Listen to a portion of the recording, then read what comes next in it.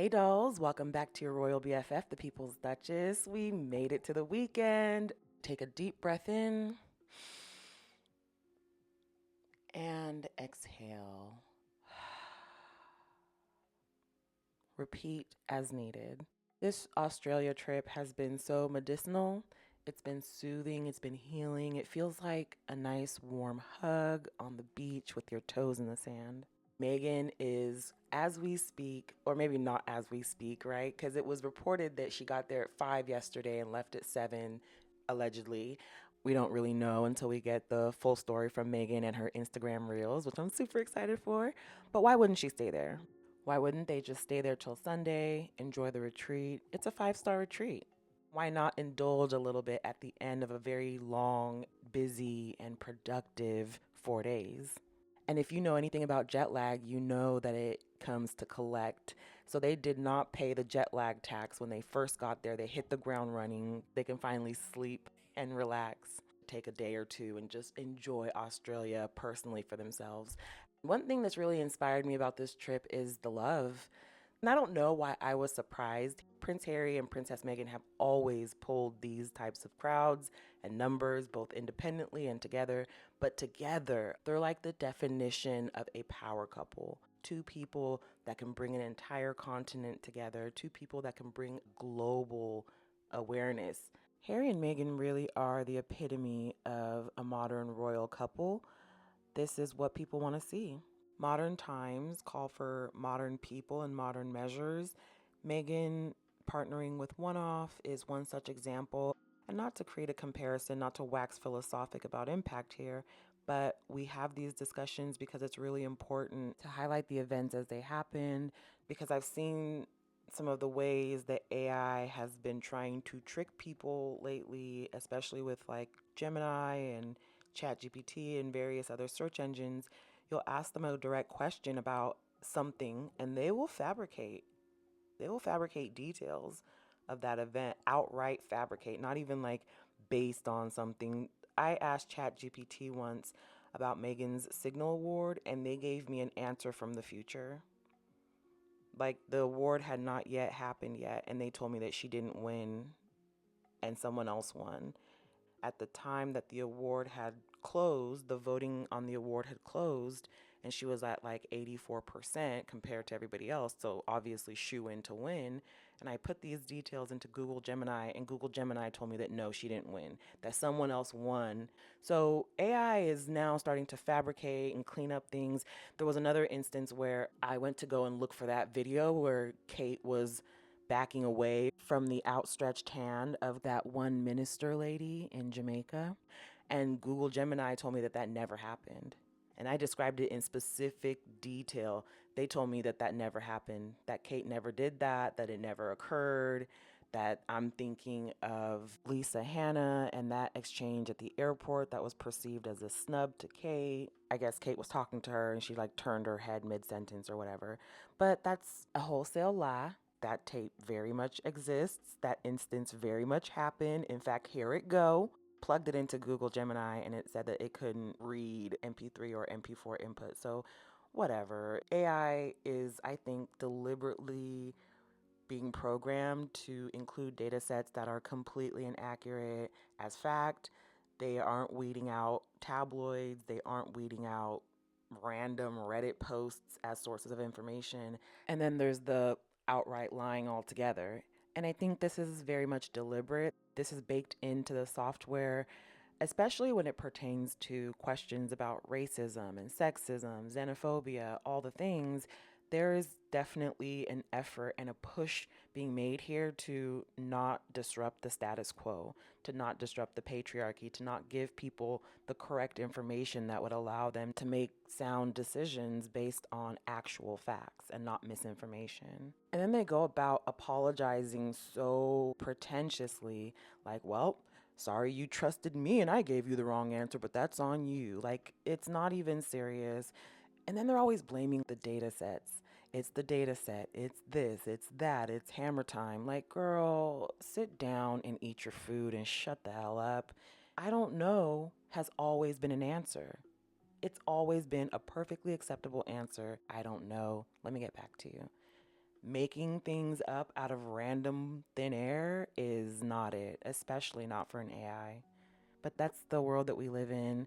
The rich and powerful maintain their control by keeping the populations misinformed and dumb. They want misinformation because the truth of the matter makes them look really bad. And that's certainly true for the royals. Now, I don't know if the data is actively protecting the royals or seeking to do that, but the outcome is the same. They are being protected. Even Andrew is being protected.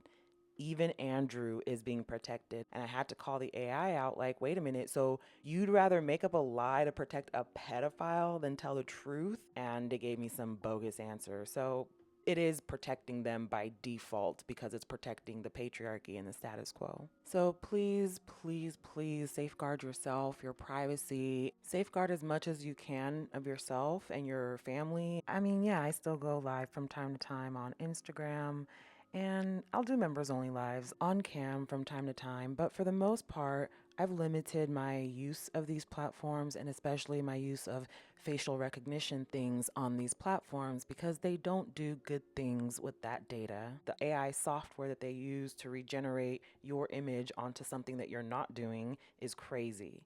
I saw that back in 2021, and I saw how they were using it against Megan, putting her image on adult content, and it looked so real that I was like, oh, okay, let me get the heck on because child, I was so flabbergasted by that.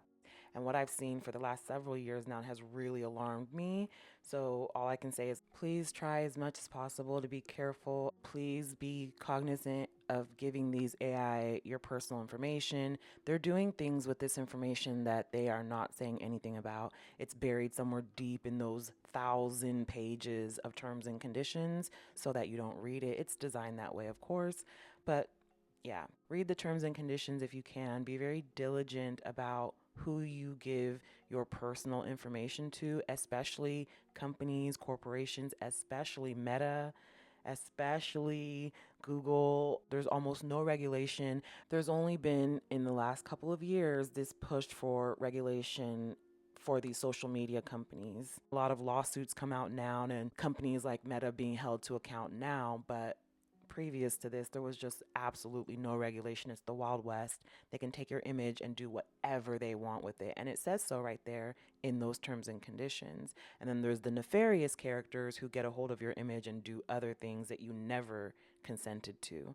So just please be careful. Thank you for listening to my TED Talk.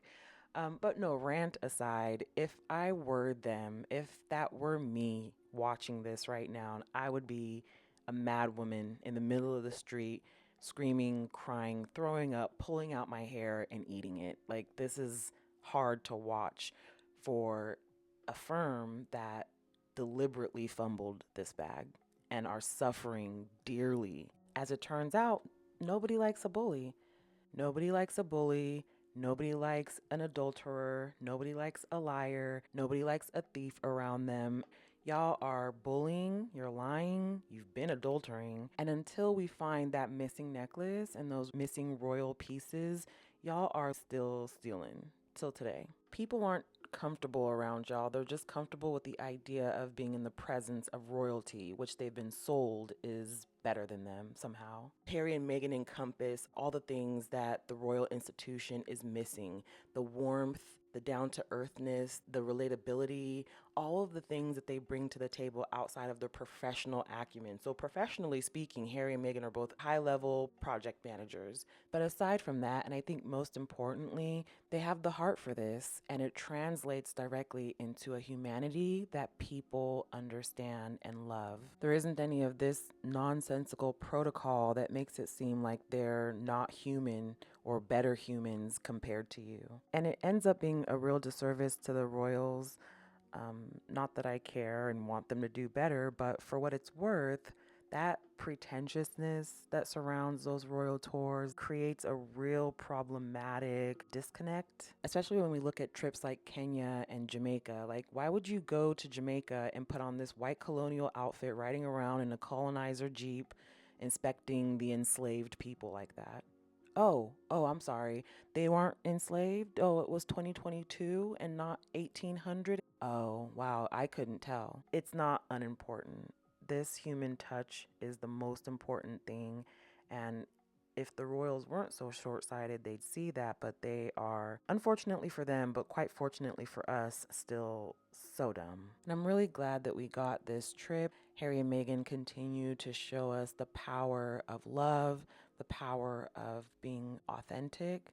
It reminds me of when they went to Colombia and that woman laid praying hands on Meghan's head, blessing her. Meghan is a very highly blessed woman. She's very smart. She works very hard. But her and Harry both, I feel, have overcome everything that they've overcome in life because A, they have really good heads on their shoulders, but B, they're also very much rooted, deeply anchored, deeply rooted to the people, to the earth, to each other. Being blessed like this goes a long way.